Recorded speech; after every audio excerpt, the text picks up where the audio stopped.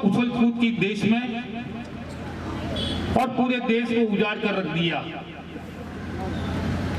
पर अब युग है ना, वो 3 शेरों का युग है। मोदी, शाह और योगी का युग है। और उसकी टीम के एक सेनापति के रूप में गजेंद्र सिंह जी शेखावत हमारे बीच में मौजूद है। साथियों,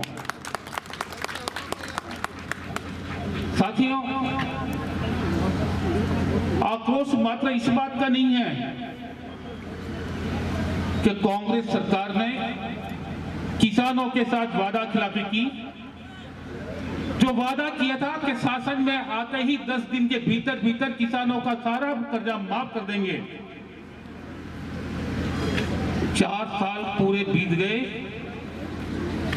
और आज भी अधिकांश किसान अपने आप को ठगा सा महसूस कर रहा है कि जिस वादे के कारण उसने लोग में आकर, लालच में आकर कांग्रेस को वोट देकर उसको शासन दे दिया, उस गलती को वो स्वीकार भी कर रहा है। आक्रोश मात्र इस बात का नहीं है कि बेरोजगारों को बेरोजगारी भत्ता देने का वादा भी इन्होंने अपने घोषणा पत्र में किया था। क्या हालात है?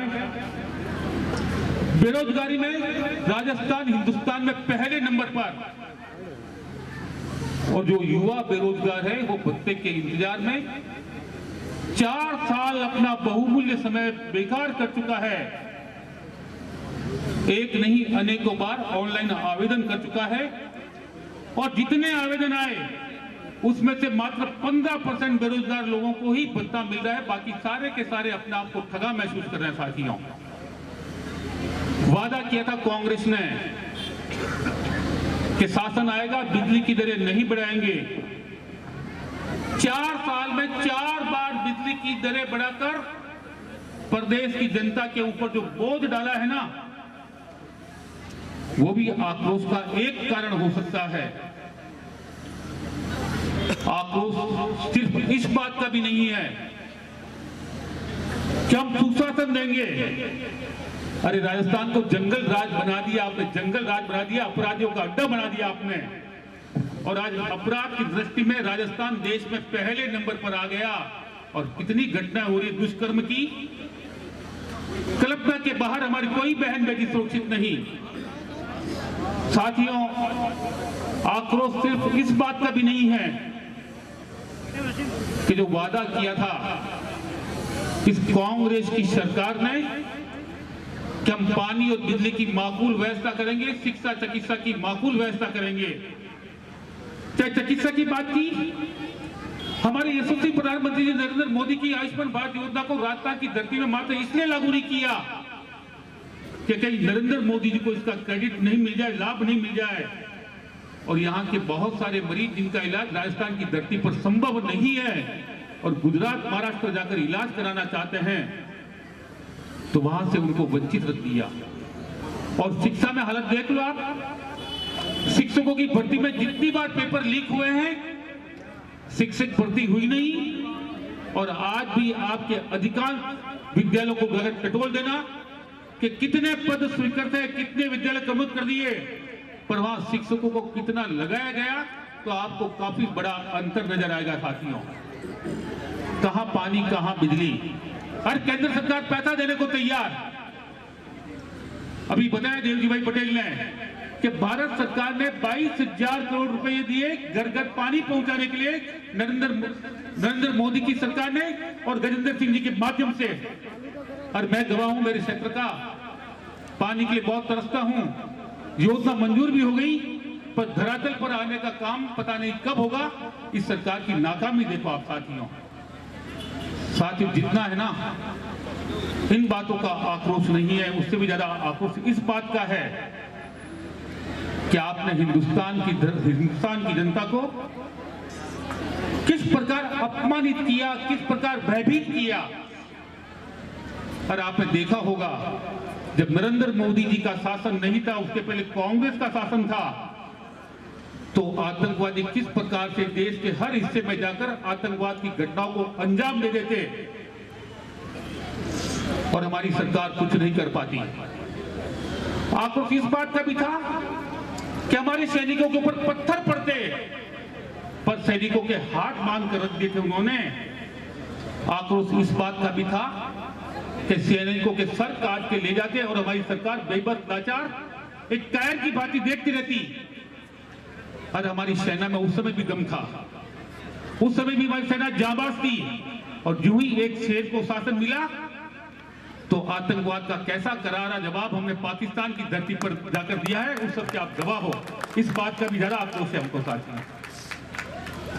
आक्रोश इस बात का नहीं कि छोटे मोटे काम तो होते रहेंगे, आप बात करते हो देश को जोड़ने की। और कश्मीर 70 सालों तक हमसे अलग था, वहां जो कश्मीरी पंडित थे उनके ऊपर कितना अत्याचार आपके केंद्र सरकार के शासनकाल के दौरान हुआ, और आपने कश्मीर का कुछ नहीं किया। इस बात का आक्रोश है कि काम भी बहुत आसान था, बिना खून खराबे के किया जा सकता था, और हमारी सरकार आई तो हमने करके दिखा दिया कि कश्मीर हमारा अभिन्न अंग है, इसको हम भारत की धरती से अलग नहीं होंगे। इस बात का भी आक्रोश हमको है साथियों। आक्रोश इस बात का भी हमको बहुत ज्यादा है, तो राम मंदिर हमारी आस्था का केंद्र, जिसके लिए हमने लाखों कुर्बानियां दी, लाखों लोग बलिदान हो गए, 500 साल तक हमने संघर्ष किया। और आपने तो कांग्रेस के राम के अस्तित्व को नकार दिया था, राम के अस्तित्व को, कि राम तो काल्पनिक है।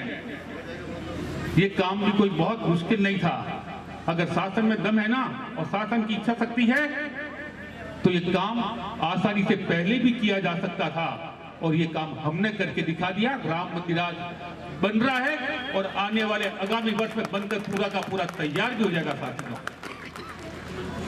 आक्रोश इस बात का भी है हमको कि कोरोना काल में नरेंद्र मोदी की सरकार ने हर राज्य सरकार को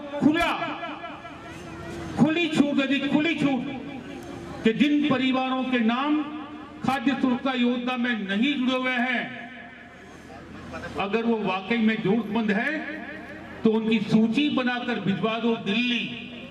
हम उनको, जब तक हम निश्चिंत नहीं हो जाते, प्रति व्यक्ति प्रति माह 5 किलो गेहूं देंगे। 80 करोड़ लोगों को नरेंद्र मोदी की सरकार देश में गेहूं दे रही है 2 रुपए किलो में, पर राजस्थान की निकम्मी सरकार देखो आप, फोकट में जब लेना था उसको, सूची भी ढंग से बनाकर नहीं भिजवा सकी। और आज सैकड़ों ऐसे परिवार होंगे हर गांव में जो चाहते होंगे कि मुझे भी 2 रुपए किलो की गेहूं का है ना लाभ मिले, उससे आपने उसको वंचित रखा साथियों। आक्रोश इस बात का भी है कि हमारे जो आस्था के केंद्र है, चाहे काशी विश्वनाथ है, चाहे उज्जैन महाकाल है, चाहे अमरनाथ है, केदारनाथ है, बद्रीनाथ है, अरे कभी आपने उनकी सुध नहीं ली, उनके विकास के लिए एक पैसा खर्च नहीं किया। और जहां हमारा हर व्यक्ति मत्था टेकने जाता है, सर नवाने जाता है, उसकी आपने अनदेखी की। और आज हमारी सरकार आई तो हमने, चाहे काशी विश्वनाथ हो, उज्जैन महाकाल हो, चाहे अमरनाथ, केदारनाथ, बद्रीनाथ हो, उन सब का कायाकल्प कर दिया, उनको भव्य स्वरूप दे दिया साथियों। कई बातों का आक्रोश है, मौका मिलेगा आक्रोश निकालने का, आपको बहुत जल्दी मिलेगा। आज से इस साल की शुरुआत हो गई है, ये साल जब पूरा होगा ना उसके पहले ही आपको मौका मिलेगा। और मेहरबानी करना, जिस प्रकार के में गुजरात में जनता ने किया ना, हम राजस्थान में पहले 162 सीटें ला चुके हैं, हमको गुजरात का रिकॉर्ड तोड़ना है, और वो सारा आपके हाथ में, आपके हाथ में। साथ ही मैं आपको विश्वास के साथ कह सकता हूं, ये देश है ना नरेंद्र मोदी या भाजपा के हाथों में सुरक्षित है। जिस दिन नरेंद्र मोदी या भाजपा का कुछ बिगड़ गया ना, आपका और मेरा दोनों का अस्तित्व है ना, वो भी खतरे में पड़ जाएगा। ये सामान्य बात नहीं है। अरे क्या हालत कर दी देश की आपने। कैंसर की बीमारी के बारे में सुना आपने? ये कैसी बीमारी है? जब इंसान के शरीर में पहली और दूसरी स्टेज पर होती है, उस व्यक्ति को खुद को पता नहीं होता कि मेरे अंदर कितनी गंभीर और भयंकर बीमारी पनप रही है।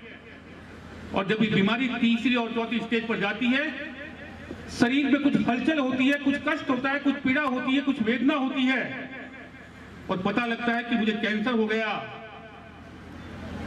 आप तो गवाह है इस बात के कि पहली और दूसरी स्टेज के कैंसर का इलाज तो संभव है, तीसरी और चौथी स्टेज का कैंसर जब होता है ना तो उसका इलाज बहुत मुश्किल, यहां तक कि नामुमकिन हो जाता है।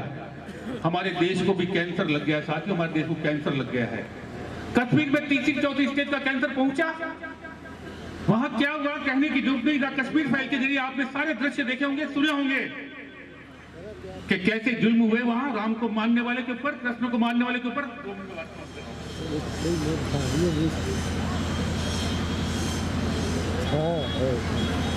कैसे जुल्म हुए। बंगाल और केरल में भी